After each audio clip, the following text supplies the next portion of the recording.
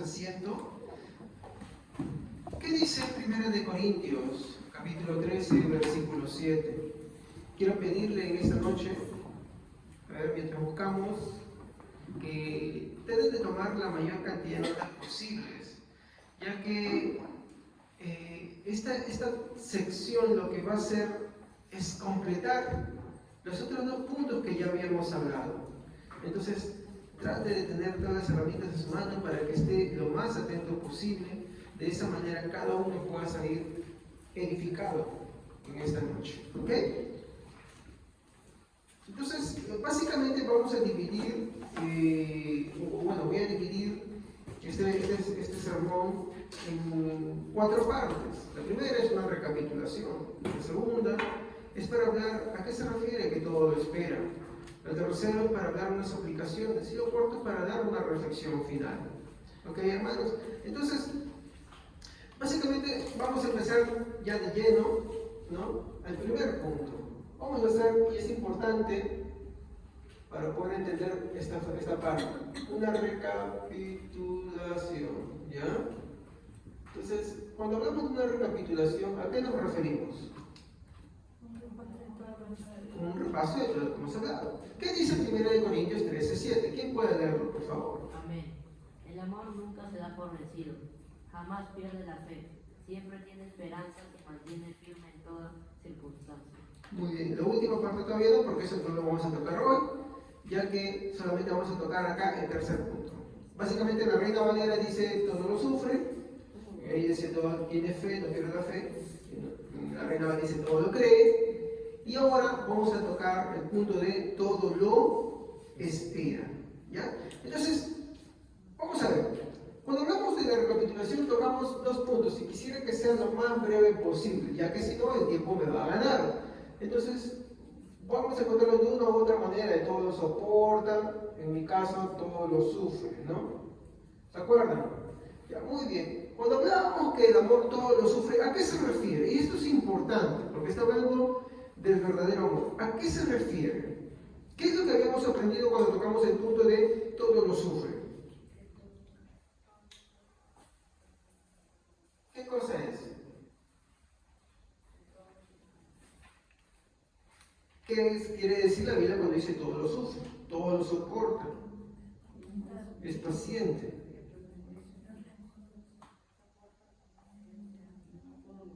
¿Qué soporta? ¿Qué sufre? Los agravios. Entonces, una forma de resumirlo es que perdona las ofensas. ¿Y cómo las perdona? Pasado mañana, después de 2 horas, después de 3 horas, después de 4 meses, después de que la persona viene a disculparse, inmediatamente. Disculpen la letra chiquita, ¿ya? Pero es lo que dice básicamente. Perdona las ofensas inmediatamente. Perdona los agravios inmediatamente. Entonces, ahí está lo que habíamos dicho, ¿no? No espera qué cosa. Exacto, no espera que le pidan perdón. Porque sucede muchas veces que para que alguien reaccione perdonando, ¿qué espera? Y no estoy diciendo que el ofensor no pida perdón, ¿ok? Lo que estoy diciendo es que espera que le pidan perdón para recién decir sí te perdono, cuando eso no se le había ocurrido antes. Por eso es que dice todo lo sufre. Básicamente, y eso es lo que vamos a tomar, Jesús va a hablar en torno a este tema cuando menciona sobre el tema del perdón y los discípulos al entender la lección dicen, Señor, aumentanos la fe. Y Jesús le dice, si tuvieras fe como un grano de mostaza, le dirías a este monte, tírate a la mar, y estaría. Y no está hablando de que ores para que tú te tires al monte, sino está hablando de la fe, cómo tiene que ser para perdonar. ¿Ok? No, eso es lo que habíamos hablado, ¿no? De lo que todo, del amor que todo lo sufre. Pero mencionamos algo más. ¿Qué más? Y lo estudiamos desde el griego esto.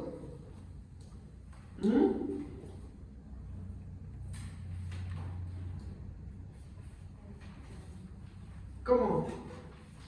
Hay algo que destacamos en esa lección. Y fue lo segundo básico que hablamos, que en el griego significaba techo.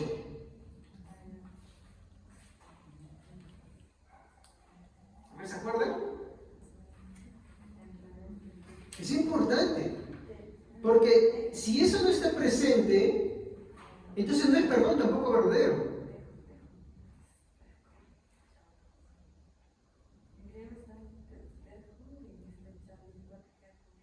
Exacto. Es proteger, es cubrir las faltas de nuestros hermanos con el amor. Básicamente lo que está diciendo es que cuando tú perdonas, el amor es tanto que cubre esas faltas al punto de que esas faltas no son afectadas para el que ha sido ofendido. Y al punto que también no expone y no divulga a los demás, porque quienes agarran y les gusta divulgar. Eso se le conoce como chisme dentro de la iglesia, ¿no? Entonces, no expone a sus hermanos, ¿no? Los protege. Y un texto emblemático para esto, tenemos dos textos que lo validan. Santiago 5:20. Leámoslo rápido, hermanos, para ir avanzando. Y de ahí otro hermano va buscando 1 de Pedro 4:9. Sepa que el que haga volver el pecador del error de su camino, salvará de muerte su alma y cubrirá multitud de pecados. ¿Qué es lo que cubre multitud de pecados? El amor. Cuando Dios, y vamos a notar, vamos a ver el texto clarísimo de este amor, manifestado en nuestro Señor Jesucristo, Él básicamente es lo que hace, lo mismo con nosotros. Él no reprocha nunca las faltas pasadas, aunque nosotros no las olvidamos, Él nunca nos las reprocha. Su amor cubre nuestras faltas. Ese perdón no es, como hemos estudiado, avanzando en el tiempo de forma lineal. Fue desde antes de la fundación del mundo. Él sabía que íbamos a pecar, que íbamos a hacer lo malo. Él no murió solamente por nuestros pecados pasados, no solamente por los pecados presentes, incluso por los que no conocemos que pueden venir en el futuro. Y si eso podemos decir, porque el hombre es un ser pecador, peca en muchos sentidos y en muchas maneras. Hay algunas cosas que son más escandalosas, hay otras que no, pero el Señor murió por todas ellas. ¿Entiendes? Su amor cubre todo eso. Pero eso también tiene que ser, mi hermano, algo que se aplica a cada creyente. Su amor tiene que cubrir todo eso. Entonces, básicamente hemos leído eso, ¿no? Ahora, 1 Pedro 4:8. Amén. Esperados los unos a los otros en oraciones. 1 Pedro 4:8. ¿Segura? 1 Pedro 4:8. Amén. Y ante todo, tened entre vosotros ferviente amor, porque el amor cubrirá multitud de pecados. Hospedaos los unos a los otros sin murmuración. Ya. Miren la palabra que dice acá. Ferviente. No dice tengan amor los unos por los otros y el amor cubre multitud de pecados. Sino que, ¿qué dice? ¿Cómo empieza diciendo? ¿Tengan qué? ¿Qué es ferviente? ¿Qué es que algo sea ferviente? Es que sea intenso. ¿Pero qué tiene que ser intenso en nosotros? Dice el amor. Porque el amor cubrirá. Mira, Pedro está denunciando a los falsos maestros, pero al denunciar a los falsos maestros es lógico que muchos no se han de arrepentir y otros sí se arrepentían. ¿Y qué está diciendo? ¿Que el amor cubrirá? Y esto es lo que me llama la atención, porque en el contexto que estamos viendo de 1 de Corintios, ¿se acuerdan cuando estudiamos el tema cómo que Pablo catalogaba a la viuda, ¿no?, como incluso una doncella? ¿Se sabe que en la antigüedad, cuando una mujer pues ya había estado con alguien, pues ya no tenía valor? ¿Sí o no? Ya no tenía valor. Pero Pablo, cuando entra en el cristianismo, ¿cómo la trata? ¿Cómo trata la vida? Es curioso el lenguaje que él usa para referirse a la viuda incluso. Le dice como una doncella, como una virgen la trata. ¿Se dan cuenta? ¿Por qué? Porque para él, como cristiano, como hermano, el amor que tiene a sus hermanos en la fe hace que todo su pasado, sea lo que haya sucedido, en la condición que haya venido, quede atrás. ¿Se dan cuenta? Esa forma de aplicar. Entonces, esto vamos a tener que tener una trascendencia mucho mayor en el cristianismo. Ya, seguimos avanzando. ¿Cuál es el segundo punto que avanzar, que tocamos también? Todos lo sufren.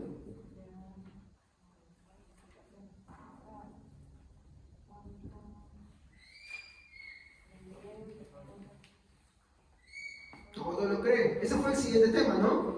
Entonces, básicamente, cuando habla de todo lo cree, nos está refiriendo que el amor que todo lo cree está dispuesto. ¿Qué es dispuesto, hermanos?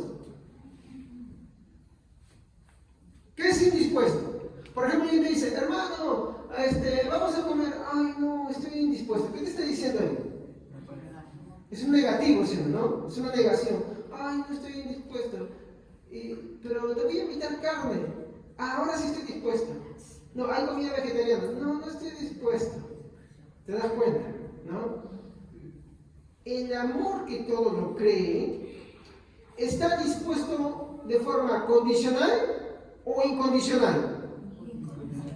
Incondicional, muy bien. ¿Que no tiene? Incondicional. Muy bien. Ahora, ¿qué habíamos tratado? En pocas palabras, el amor que todo lo cree está dispuesto a creer las disculpas del hermano que le ha ofendido.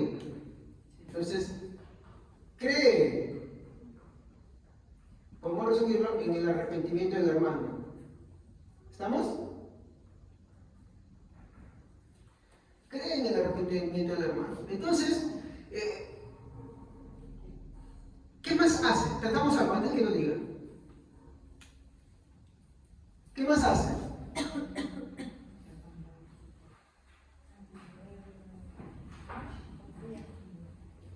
Confía. Lo contrario a confiar, ¿qué cosa es? Desconfía. Entonces, no desconfía ni sospecha. No anda sospechando. Ahí vamos a tomar una aplicación sobre esto. ¿Qué más? No vive en el temor.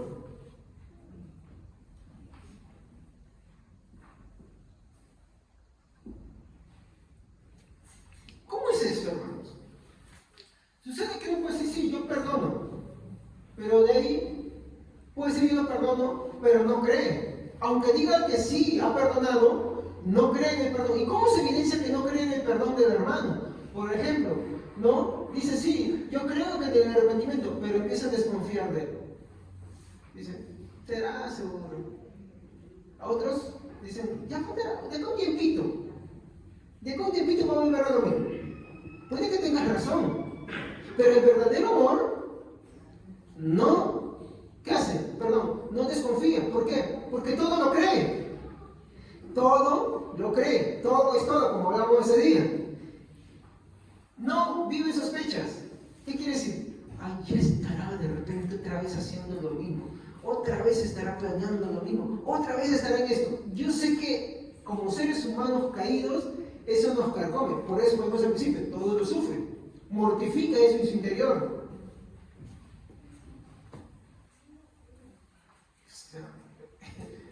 Por eso es que todo lo cree. No vive en el temor pensando, uy, otra vez seguro. Vamos a ver un versículo para esto, ¿ya? Efesios 4:32. Estoy haciendo simplemente un resumen de lo que hemos tratado antes. Hemos hablado mucho más, no puedo hablar todo esto, solamente es un resumen porque lo que viene ahorita va a empezar a encajar en todo esto. ¿Qué dice Efesios 4:32? Amén. Sean amables y considerados unos con otros, y perdónense como Dios los ha perdonado a través de Cristo. La pregunta es, y acá está, y por favor quiero que tomen toda la atención posible, ¿cómo Dios nos ha perdonado? Nos ha dicho, de hecho, ¿sabes qué? Cielo, yo te perdono, pero mira, ¿sabes qué? Yo recuerdo que tú has hecho ciertas cosas. Y se piensa que porque tú has hecho esas cosas yo desconfío de ti. Él te ha perdonado y te perdonó simplemente, no importando tus cosas. ¿Ah? Sí. Te perdonó. ¿Me entienden? Entonces, básicamente, mi hermano, el amor de Dios perdona de esa manera. ¿Se ha dicho que entre las parejas se van tirando los trapitos al aire para defensa? Eso es la verdad, perdón. Sí, yo te perdoné, pero en una discusión sale a salir, como dice el famoso dicho, los trapitos en el aire. Pero tú recuerdas esto, pero tú que eso no es perdón. Porque el perdón, para empezar, sufre y todo lo cree. ¿Qué cosa cree? En el arrepentimiento del hermano. ¿Estamos? Muy bien, vamos al segundo punto. Ahora sí, todo lo espera. Hermanos, ¿qué es que todo lo espera?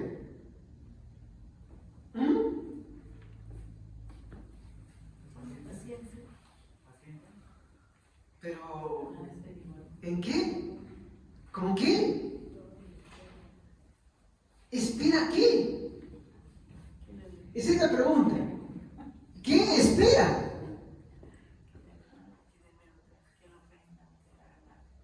¿Espera la ofensa? ¿Ustedes creen que eso dirá? No, está bien, no se sientan mal. Yo agradezco de verdad que estén atentos con esto para poder hacerlo esto más dinámico. Y la pregunta que es, ¿qué espera? Para esto nosotros tenemos que entender algo, que esto no está desvinculado de estos dos, sino que tiene que tener una relación con ellos, ¿sí o no? Partimos por él, pero hacemos una primera aclaración. ¿A quién se aplica 1 Corintios 13:7? ¿A quién? ¿A quién está escribiendo Pablo? ¿A qué iglesia? A los corintios. Entonces, ¿es aplicable a la iglesia actual? Sí. ¿A qué no es aplicable? A los del mundo. ¿Ok? Entonces, entendamos esto. 1 Corintios 13:7 se aplica, y lo tengo que repetir varias veces, a la iglesia, no se aplica al mundo. No estoy diciendo que no practiquemos la misericordia con los que no son creyentes, tenemos que practicarla, pero existe lo que se llama una escala. Si tú eres bondadoso, misericordioso con los no creyentes, ¿ya? Tú tienes que serlo exponencialmente con los que son creyentes.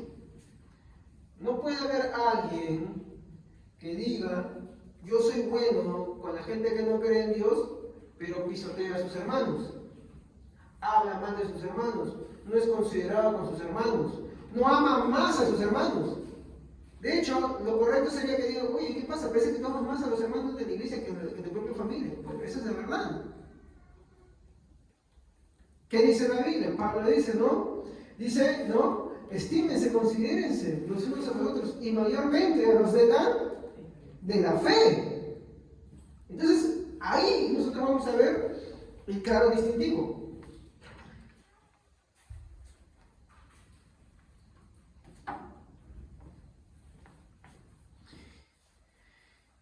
Esto lo escuché de un predicador que decía, ¿se acuerdan de Lea y Raquel? ¿Ya? Algunos entienden que Jacob de Raquel, cuando no amaba a Lea y amaba más a Raquel y despreciaba a Raquel, pues la maltrataba. No podía maltratarla. Primero porque estaba en casa de su suegro Labán. Labán no permitiría eso. De hecho, cuando tú ves que se despiden, él dice, no, júrame que no tomarás otra mujer aparte de mis hijas, ¿sí o no? Si no, Dios sea testigo y Dios se las pone bien claras a él. ¿Ya? Entonces, ¿por qué se entiende un desprecio? ¿Acaso no amaba a Lea? Sino que de repente sería porque el amor que Jacob tenía a Raquel era tan grande, ¿no? A Raquel era tan grande, que pues en comparación con la estima que le tenía de él, pues parecía un desprecio, aunque no fuera así. Lo mismo sucede en esto. No estoy diciendo que despreciemos a los del mundo, que los odiemos, no. Pero nuestro amor a los creyentes tiene que ser de tal magnitud que se nota la diferencia. ¿Estamos? Por eso ya hablaremos en el ciclo cuando estemos hablando del amor benevolente y el amor de Dios. ¿Ok? Eso es lo que vamos a hablar los domingos. Muy bien, seguimos. Entonces, no, esto yo lo quiero aclarar, mi hermano, porque se tiene que ver esa diferencia. ¿Ok? No estoy diciendo acá que vayan y maltraten a los que no son creyentes, no, hay que amarlos, hay que ser misericordiosos y todo eso, pero con los hermanos de la fe, mucho más todavía. ¿Ok? Entonces, ¿qué podemos resumir con esto, no? Que David nos dice acá en este punto que los cristianos, cuando no dice soportar, hay que sufrir el agravio, ¿no? Y el segundo, no desconfiar, ¿no? Después del arrepentimiento. Acá viene mi pregunta. ¿Por qué todo lo espera?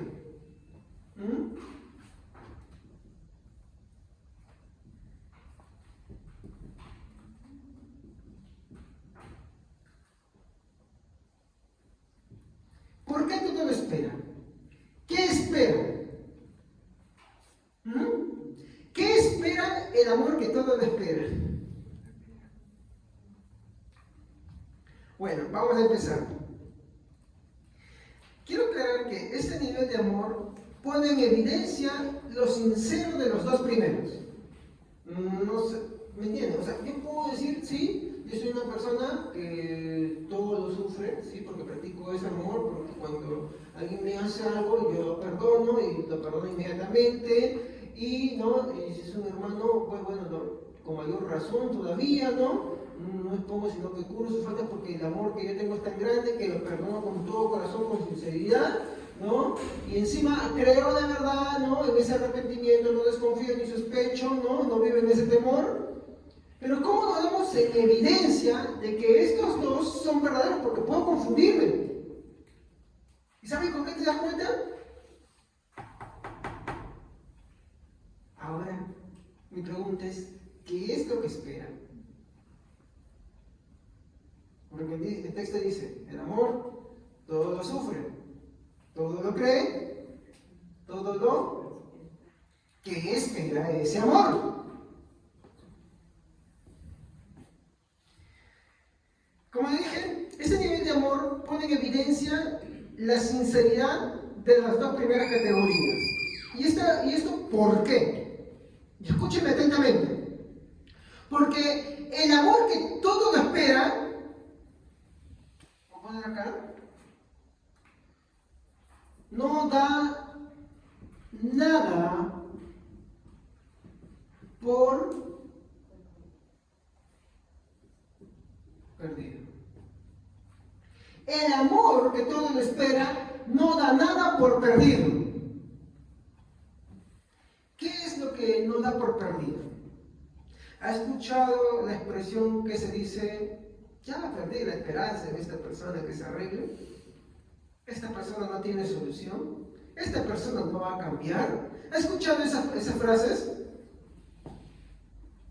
Pues hoy vamos a estudiar, ¿ok?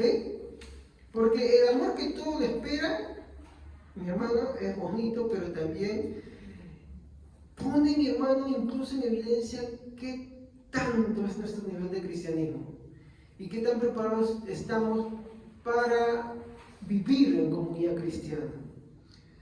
Esto, mi hermano, prácticamente se aplica cuando el pecado es evidente. ¿Qué es algo evidente, hermanos? ¿Qué es algo evidente? ¿Cómo? Evidente es que se nota, o sea, claro, ¿no? ¿Qué más es? Cuando hablamos de que es algo evidente, estamos hablando de algo cierto, estamos hablando de algo indudable, es algo notorio. No hay una forma de decir, bueno, sabes que esto no es. ¿Estamos? Es como decir, hoy me pinto el cabello de rubio y me dice un hermano, ¿qué te pasa? ¿Te pinto el cabello rubio? Y digo, no me pinto el cabello rubio. El cabello está pintado de rubio. ¿Sí o no? No hay forma de negarlo. ¿Estamos? ¿Ya? Entonces, esto se aplica cuando el pecado es evidente. Pero ¿cómo así? Vamos a ir avanzando en esto, ¿ya? Muy bien. Entonces, en esta circunstancia, el amor que todo lo espera confía en que el hermano que está pecando se arrepentirá y se enmendará. ¿Me dejo entender? Vamos a ponerlo de esta manera. Si un hermano pega contra ti, vamos a poner así, si un hermano pega contra ti y él va y digamos se arrepiente, tú ya lo has perdonado, pero él viene y dice, pero ya te perdoné, hermano. ¿Sí o no? ¿Le crees todo eso? ¿Qué pasa si después vuelve a pecar? ¿Le sigues creyendo? Pregunta. ¿Le sigues creyendo? Ojo, ¿a quién aplica esto? ¿De quiénes está hablando esto? A los creyentes. Porque solamente los creyentes supuestamente entienden lo que es el arrepentimiento y la gravedad de sus faltas. Yo había escuchado una crítica que decía, no es que desconfíes de esa persona, pero si sabes que tienes que esa persona tiene una debilidad, es apoyarle en la debilidad que tiene y no, para que ya no caiga. Claro, acá estamos hablando, ese ya sería yendo por otro tema de la ayuda, pero acá estamos hablando de la persona, que no, como voy a platicar. Vamos a ir adentrándonos en eso un poquito más, ¿ya? A ver, vamos por partes. Creo que para poder entender esto vamos a pasar a una tercera parte que se llama la aplicación, ¿ok? En la aplicación vamos a ver cómo se ejecuta todo esto. Entonces lo vamos a poner por acá.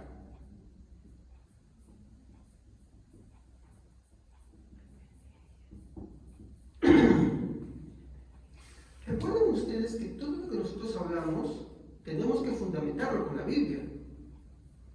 Amén, hermanos, yo puedo hablar muy bonito, yo puedo decir muchas cosas muy bonitas, puedo filosofar muy bonito, puedo dar enseñanzas muy bonitas, pero yo no doy bonito, me falta bastante para eso.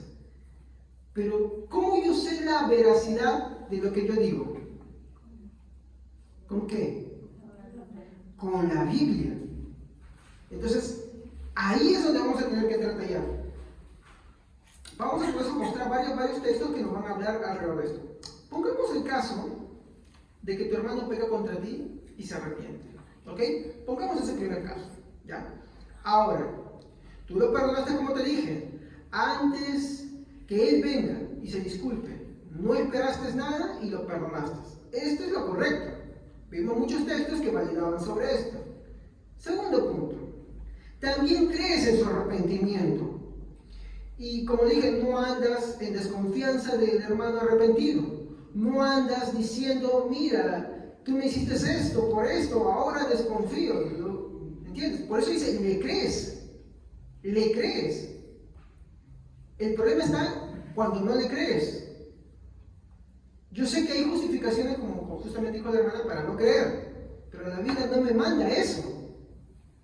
Yo sé que puede sonar muy bueno, muy moral, pero ¿te dice la Biblia eso? No, por una razón, aunque suena muy bien, no es lo que la práctica cristiana te dice. Y eso vamos a verlo con algunos textos. Denme un ratito más. Entonces, como le dije hace un momento, pero de un de pronto tu hermano vuelve a pecar contra ti. ¿Qué es lo que haces? ¿Vuelves a perdonarlo? ¿Crees en su arrepentimiento? ¿O ya desconfías? Naturalmente desconfianza. Es lo natural. ¿Sí? Es lo natural. No es lo bíblico. Ahí es el problema. En base a lo natural, yo puedo construir muchos mensajes, hermanos. Porque sí he escuchado eso también. Pero cuando yo voy a la Biblia, voy a encontrar todo lo contrario. ¿Por qué? Usted comienza a pensar una cosa, justo lo que la hermana comentaba. Si esa misma regla Cristo hubiera aplicado con nosotros, pues, hermanos, ¿estaríamos acá? No estaríamos. No, pero pastor, pero eso, hermano, yo cómo esto, aquello, otro. Es que, hermanita, tú siempre ponte a pensar, el texto está hablando de quién.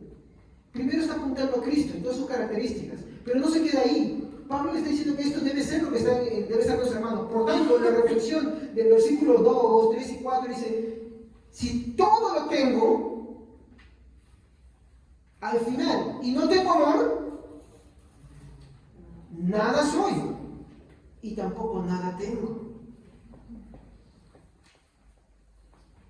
Vamos a continuar. A ver. Entonces yo le pregunto, ¿no? ¿Qué hacemos? ¿Ya no le perdonas? ¿Ya no le crees? Yo creo que eso es, si pensamos lógicamente, es lo más lógico. ¿No? ¿Cómo voy a creer en esta persona?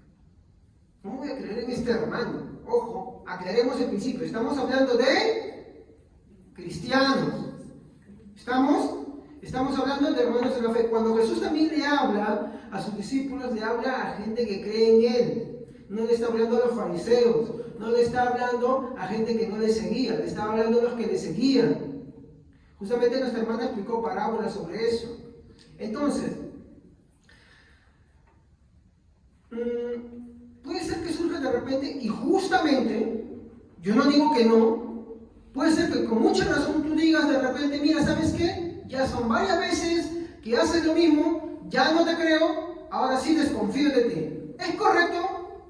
Humanamente, sí es correcto. Pero, bíblicamente, hermanos, no lo es. Discúlpenme, yo sé que van a encontrar muchos mensajes de ese tipo. Pero si yo voy a la Biblia y yo encuentro la práctica de Jesús y la recomendación de los apóstoles, no voy a encontrar eso.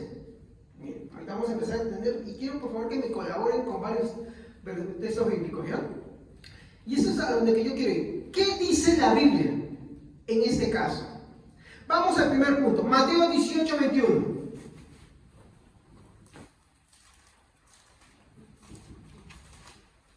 Mateo 18, 21. ¿Qué dice en este caso? Amén. Entonces se le acercó Pedro y le dijo, Señor, ¿cuántas veces perdonaré a mi hermano que peque contra mí? ¿Hasta 7? Como explicó nuestra hermana Evelyn, los judíos tenían un límite, ¿no? Pero Jesús, ¿qué le responde? Si ustedes continúan leyendo el texto, ¿qué le responde Jesús, hermana? A ver, ¿quién puede continuar con el versículo 22? Jesús le dijo, no te digo hasta 7, sino aún hasta 70 veces 7. Por eso, el amor que todo lo espera,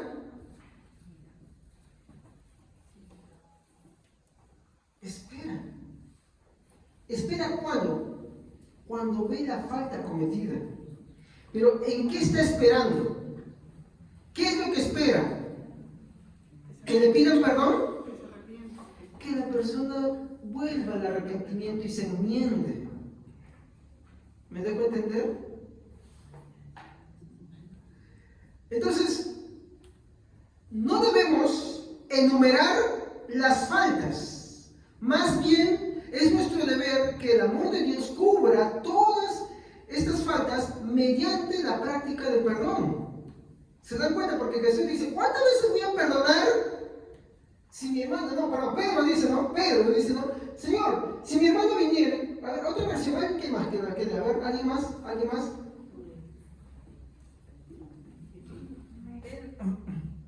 Pedro se acercó a Jesús y le preguntó, Señor, ¿cuántas veces tengo que perdonar a mi hermano que peca contra mí? ¿Hasta 7 veces? No te digo que hasta 7 veces, sino hasta 70 veces 7, le contestó Jesús.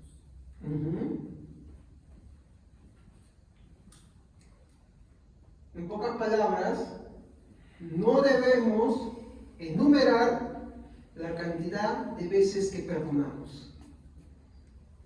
Pedro le dijo claramente, Señor, ¿qué voy a hacer si mi hermano pega contra mí? Le perdono 7 veces porque, ¿qué está diciendo en pocas palabras? Ya 7 veces le perdono, pero la octava, ya no. ¿Y Jesús qué le dice? ¿Cómo le dice?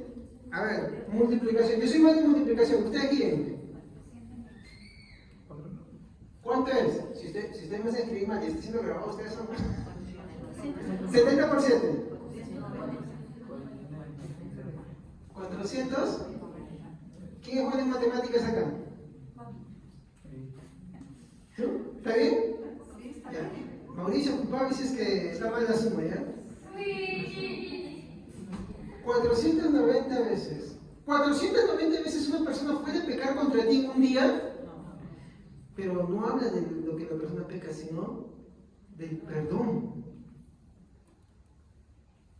¿Estamos? Ahora, no es el único texto que vamos a encontrar en que Jesús dice esto. Por ejemplo, vamos a Lucas capítulo 17, versículo 4. Lucas capítulo 17, versículo 4. Amén. Y 7 veces al día pecaré contra ti, y 7 veces al día volveré. Perdón, 3. Mirad por vosotros mismos, si tu hermano pecare contra ti, reprenderle, y si se arrepintiere, perdone. Muy bien. Cuando peca tu hermano, ¿qué debes hacer? ¿Qué dice la Biblia? Repréndelo. Cuando tú buscas en el griego esta palabra reprender, ¿qué significa? No voy a explicar todo el griego, yo te invito a que busquen el Strong, que ahí van a encontrarlo mucho más detallado.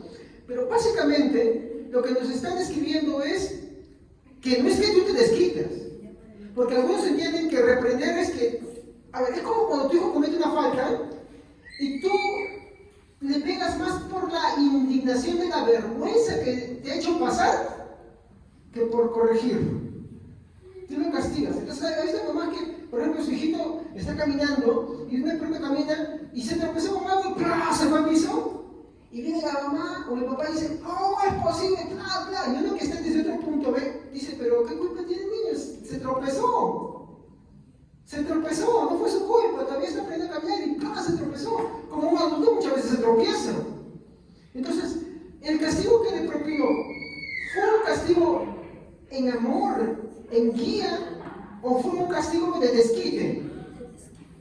Muchas veces nosotros tenemos la tendencia de que cuando la Biblia habla de reprender, lo que nosotros estamos haciendo es desquitarnos. Entonces le metemos ahí la furia, la indignación, le metemos tantas cosas y esto no es lo que significa reprender. ¿Saben qué significa reprender? Reprender, mi hermano, significa, mi hermano, mostrar el error y encaminar, dirigir, mostrar. Mi hermano, por ejemplo, yo conversaba con alguien que me decía que alguien le comentaba y le decía, no, ¿sabes qué? A mí me ha dicho una hermana de una iglesia de que la Biblia dice que no es importante casarse. Con convivir está muy bien. Y yo le dije, ¿y dónde dice la Biblia eso? No lo valida. ¿Sí o no? ¿No? Entonces, ¿qué es lo correcto que hacemos nosotros? Mira, la Biblia prohíbe la convivencia. Jóvenes, acá no hay nada que se van a convivir, ¿eh? Pues tú estás diciendo ahora que sabes que no, mira, vamos a convivir para conocernos, tú no eres cristiano, para empezar. No conoces al Señor. Conoces al Señor de desagrado. Porque uno no está pensando en que, voy a probar y a ver si me va bien, y si no me va bien lo dejo, y si no, no. El cristiano va a lo serio. Y si no va a lo serio, entonces mejor no te metas en cosas que no debes.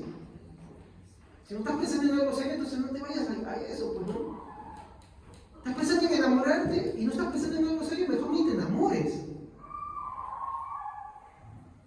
No hagas perder el tiempo, nadie. Es la verdad. ¿Qué cosa crees que te va a llevar a enamorarte de alguien? ¿A jugar Monopoly toda la vida? No, hermano. Entonces, digo esto porque muchas veces hay esa tergiversación. Entonces, reprender básicamente es mostrar el error al hermano y decirle, te estás equivocando, hermano. En lo que tú estás pecando, la Biblia dice esto, que y lo otro, y se lo llevas a quién? Le enseñas de Cristo. Si se arrepiente, lo ha ganado. Porque el objetivo es llevarlo al arrepentimiento. ¿Sí o no? Ese es el punto. Pero si tú lo que vas a hacer es desquitar tu poder, decir esto, aquello, otro, tú eres un hijo de, no sé, y te vas para quemarte en el mármol del infierno y aquello y lo otro, pues tú no lo estás mostrando. Obvio, yo no estoy negando el hecho del infierno. ¿Ya? De hecho, que toda aquella persona que está fuera de Cristo, bueno, ahí va. Pero el punto es que nuestro punto central de nosotros es guiar al hermano a que vea su error y se dirija al arrepentimiento. Eso es lo correcto. Y ahí aplicamos otra vez, todo lo sufre. Porque es dejar de lado tu indignación, tu descontento, tu carácter, tu forma de ser y ponerte en como Cristo quisiera que tú seas. Muy bien. Entonces, dice, ¿no? Si tu hermano pega contra ti, repréndelo. ¿Qué más dice? Versículo 3.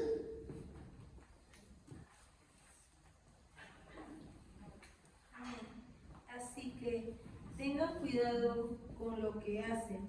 Si tu amigo te hace algo malo, llámale la atención. Si te pide perdón, perdónalo. Guíalo al arrepentimiento. Bien, vean que dice, llámale la atención. En otras versiones, repréndelo. Pero ¿se dan cuenta de lo que a continuación dice? Si se arrepiente. ¿Por qué se arrepentiría? Porque la persona que le está llamando la atención, la persona que le está mostrando su error, lo está guiando al arrepentimiento. No le está diciendo, tú eres esto, tú eres aquello, tú me hiciste esto, tú me hiciste lo otro, tú te acuerdas hace 15, 20 años. ¿Ah? No le recrimina, sino que al contrario, lo está guiando al arrepentimiento. No, pero pastor, usted no sabe, ¿qué otro? Sí, de repente no lo sé, pero la Biblia es lo que me dice. Justamente como comentaba la hermana, se pueden decir muchas cosas, pero la Biblia te dice lo contrario. Seguimos. Ahora sí, el versículo 4. ¿Qué dice el versículo 4 del mismo Lucas? Si tu hermano te hace algo malo 7 veces en un día, y viene 7 veces y te dice, lo lamento, perdóname, perdóname. ¿Qué haces tú? Déjame pensar. Hay que sufrir un ratito. Hay que amanecer. ¿Te dice eso? Ay, no, para que aprenda el perdón verdadero, para que aprenda el verdadero arrepentimiento, hay que sufrir un rato. ¿Te dice eso? ¿O qué te dice a ti? Es que tú debes ver, hermano. Si 7 veces viniere a ti arrepentido, 7 veces, perdónalo. Pero te dirá tu paso. No, pastor, no, eso ya no me gusta. Me ofendió uno en ese día, me vuelve a ofender ese mismo día, otra vez y otra vez. Y las 7 veces, ya uno revienta y dice, ya ve qué te está pasando, me está viendo la cara. ¿Qué se ha creído? Yo le voy a preguntar algo, si nuestro Señor Jesucristo actuara de esa misma manera, justo ayer les hablaba a los valientes de la fe, ¿no? La santidad no comprende, mi hermano, estar en un altar y pensar que no he hecho nada. La santidad comprende entender que el pecado está a un nivel profundo, tan profundo, que el Señor no solamente ve nuestras obras como pecado, sino también ve nuestros pensamientos, nuestros sentimientos. Jesús lo dijo. No, habéis oído que fue dicho no adulterarás, pero yo digo a cualquiera que desee, mira a una mujer con deseo en su corazón o para codiciarla, ya adulteró con ella. Habéis oído que fue dicho no asesinarás, no matarás. Entonces yo os digo que más bien cualquiera que llame fatuo o insensato a su hermano ya es culpable de muerte y de juicio del infierno. Mira, Jesús mismo lo mandó al infierno. Entonces, santidad, mi hermano, es comprender que el pecado está a un nivel mucho más profundo. De hecho, en Salmo 51, tú ves que David no menciona sobre su pecado. Él dice, en pecado estoy, en pecado fui concebido. Y él habla de su naturaleza pecaminosa. Él está reconociendo todo mi ser, incluso mi origen es pecaminoso. Esa es la verdadera santidad. ¿Estamos? Entonces, si nosotros aplicamos la regla del cansancio, ¿sabes qué? Me cansé. Ya, te perdoné 2 veces. Algunos dicen, no, la tercera es la vencida. La tercera es la vencida. Con este ya ni te pasa más. Y en un día, ¿qué dice la Biblia? Ustedes digan, por favor, léanlo, hermanos. Ahí está la respuesta para el hermano. Versículo 4. Si 7 veces al día pecara contra ti, y 7 veces al día volviera a ti diciendo, me arrepiento, perdóname. ¿Qué van a hacer ustedes? Déjame pensar. Eso dice el Señor, a ver si Él también te dice, déjame pensarlo. Solamente que déjame pensarlo con Él es ya muy grave. Pero la vida no nos muestra eso. Si ustedes creen que paraba ahí, no para ahí todavía. Porque va más allá todavía esto.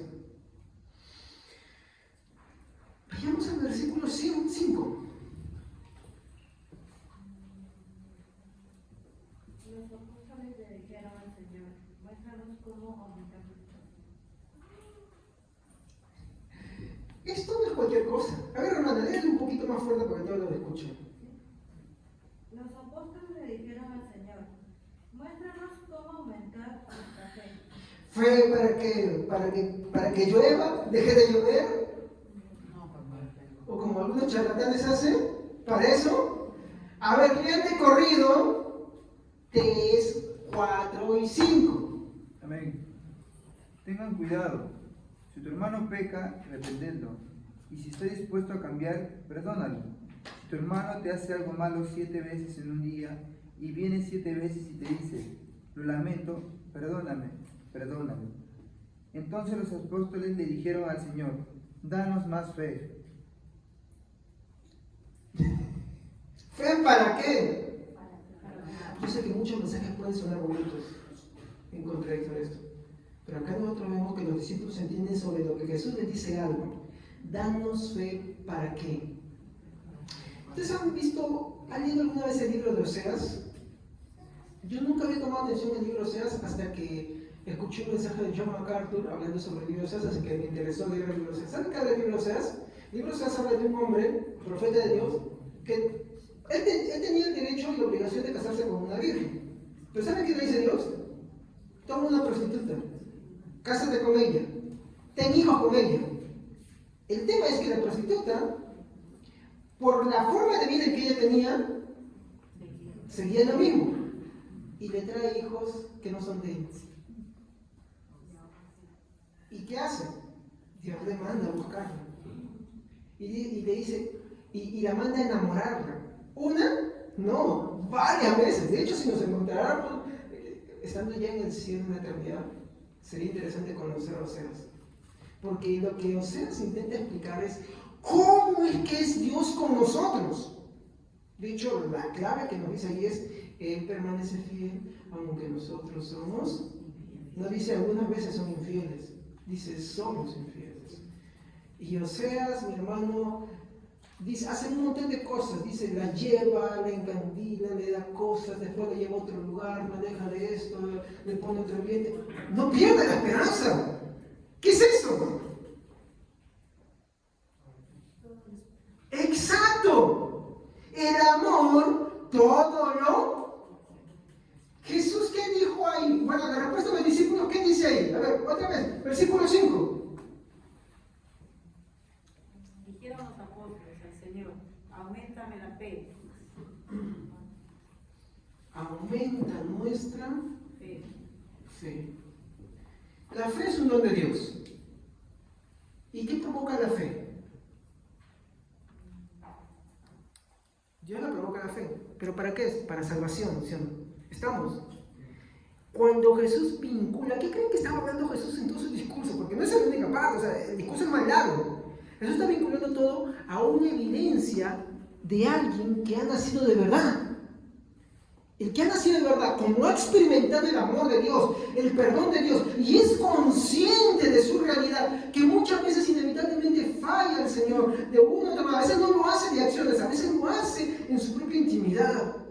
A veces lo hace en sus pensamientos, a veces lo hace en sus sentimientos. Incluso lo bueno que tiene lo tiende a transgiversar. Esa es la verdad.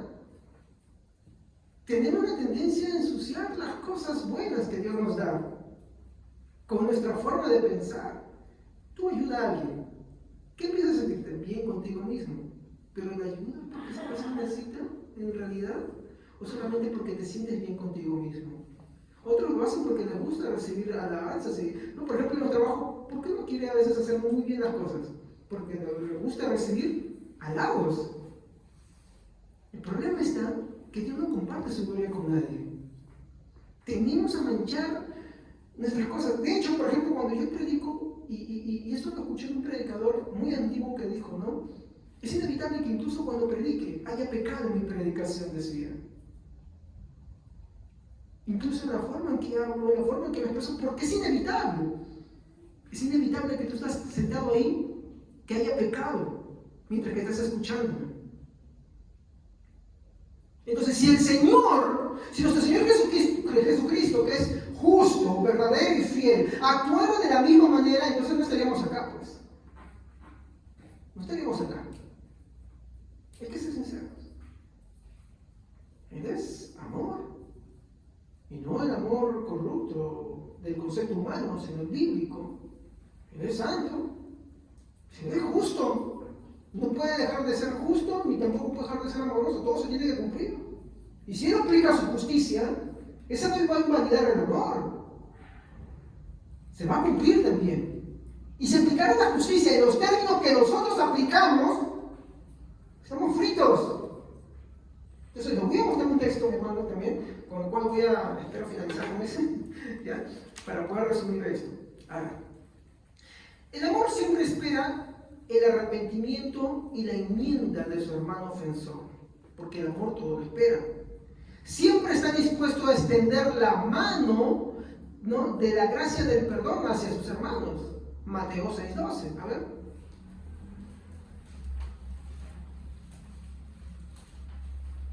Mateo 6:12. Amén. Y perdona nuestros pecados, como nosotros también perdonamos a los que nos han hecho mal. Hermano, pregunto, si tú eres consciente de tus pecados ante Dios, una antigua plegaria de la iglesia primitiva decía: Señor, perdónanos, porque hemos pecado contra ti de pensamiento, palabra y omisión. ¿Entiendes? Pensamiento, palabra, obra y omisión, por el bien que omitimos hacer también. Si tú eres consciente de todo eso, a ver, y sabes que Dios es santo, es bueno y es justo, tú quieres la misericordia de Él, ¿sí o no? Tú quieres el perdón de Él. ¿Me equivoco? La pregunta es, ¿tú perdonas a los que te ofenden? ¿Y si te vuelven a ofender? ¿Y si están ofendiéndote? Porque esto va a un nivel mayor. Y si justo te están ofendiendo en ese momento, porque una cosa es después, si yo no perdono, ya pasó, y te están ofendiendo en ese momento, ¿esperas su arrepentimiento? ¿Esperas que se enmiende la persona? Pues te dije, ese es más bravo. Ese es más bravo. Y no va a terminar, porque en el siguiente servicio vamos a hablar con qué lo remata Pablo.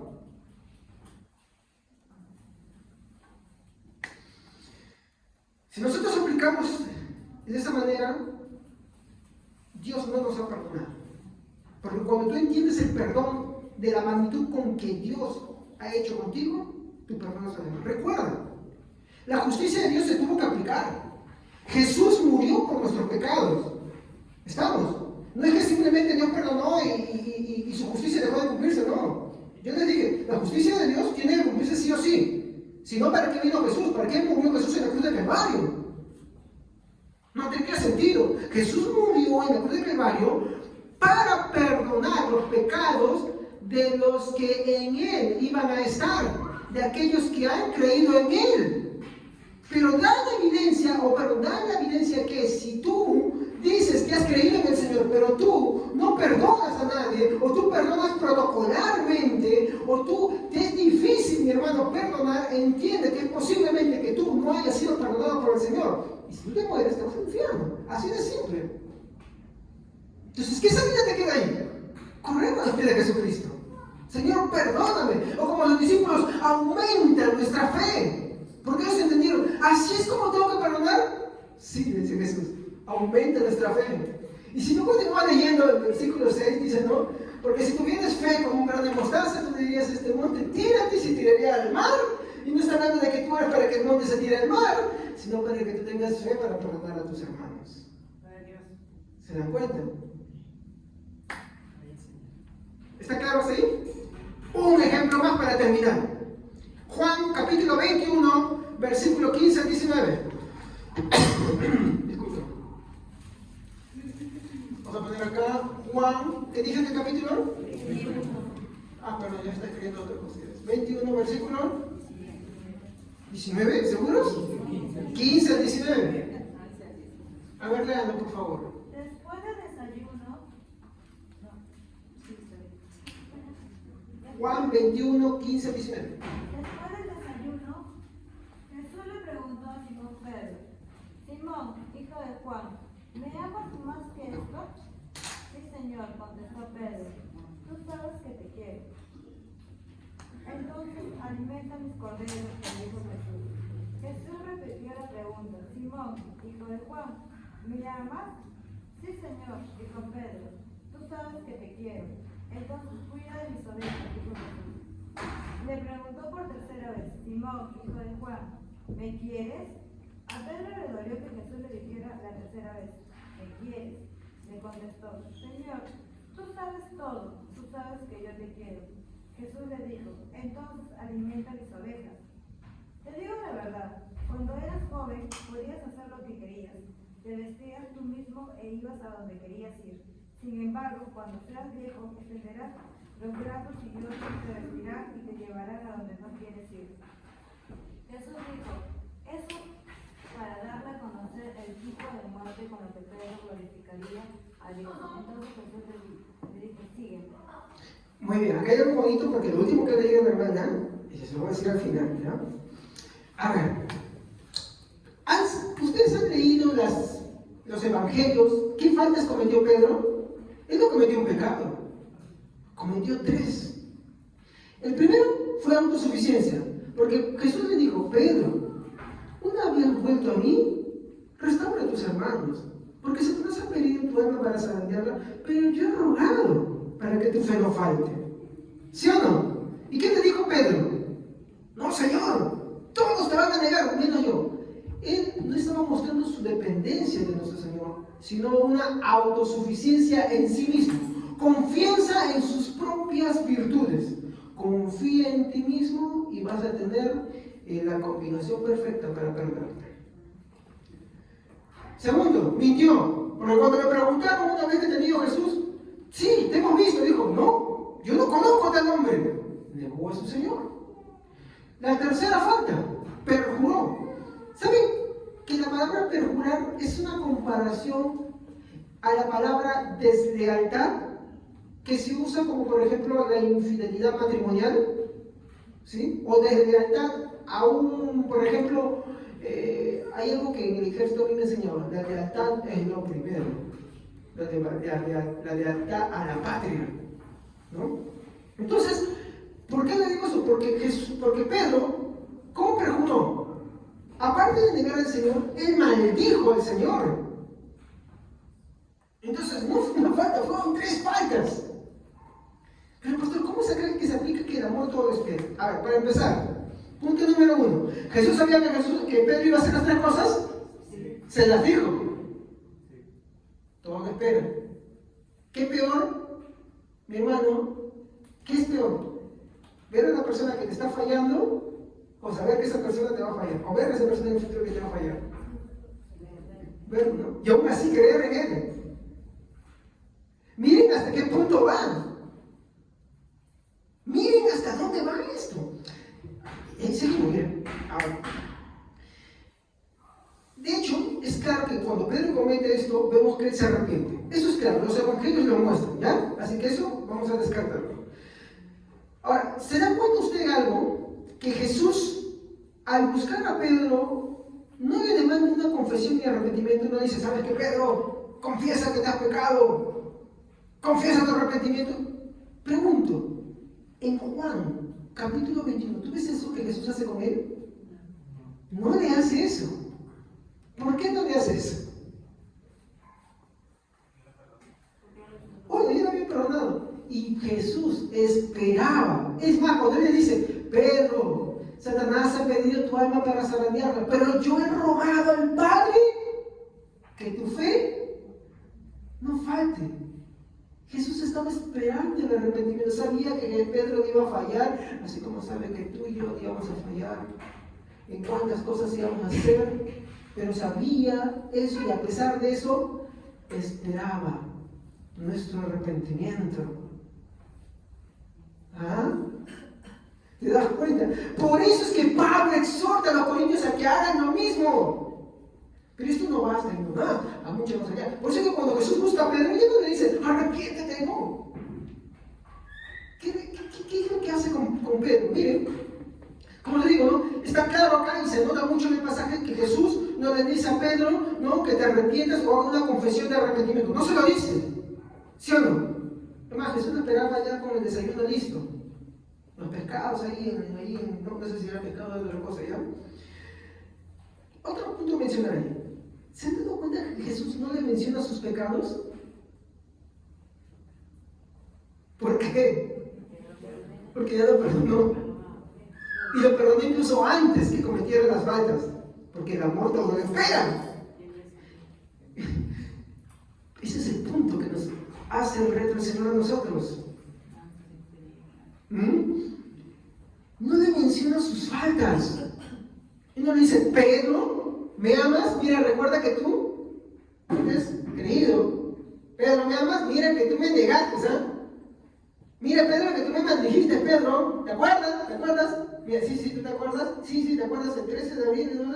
¿Te acuerdas? Porque nosotros somos buenos para guardar fechas y decir situaciones y todo eso. Uy, pero tú me hiciste esto, yo te voy a pagar con la misma, vas a ver que esto, que aquello, que lo otro. Somos buenos para eso.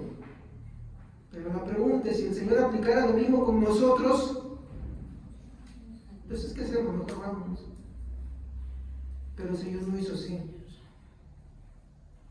Cuando Jesús está con Pedro, no le dice arrepiéntete, no le dice haz una confesión de pecados, no le menciona ni siquiera sus faltas. ¿Saben lo que él hace? Le hace confesar algo. Pedro, ¿me amas? No le hace confesar arrepentimiento, no le hace confesar que pecado, le hace confesar su amor a él. ¿Estamos claros ahí? Que eso es lo que nosotros deberíamos buscar. A veces estamos tan concentrados en que nos pidan perdón, que nos olvidamos que el mayor ofendido es Dios, y que quien tenemos que dirigir a las personas es a que vaya a Dios, a que exprese su amor. Como le expresó lo contrario, faltarle, lo que debemos buscar es que más bien exprese su amor a Dios. Que ese es el punto central de todo esto. Porque, como habíamos dicho en los mensajes anteriores, primero para empezar, el amor todo lo sufre, todo lo crea, todo lo cree, pero también el amor todo lo espera. Incluso cuando ve pecar a su hermano. Mateo 26:34. Mateo 26:34.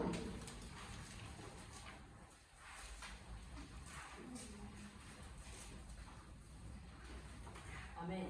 Jesús respondió, te digo la verdad, Pedro, esta misma noche, antes de que cante el gallo, negarás 3 veces que me conoces. Que me conoces. Ahí está. ¿Y acaso dijo, vete Pedro? ¿Cómo es posible que me niegues? ¿Cómo es posible que me digas, me niegues, me perjures?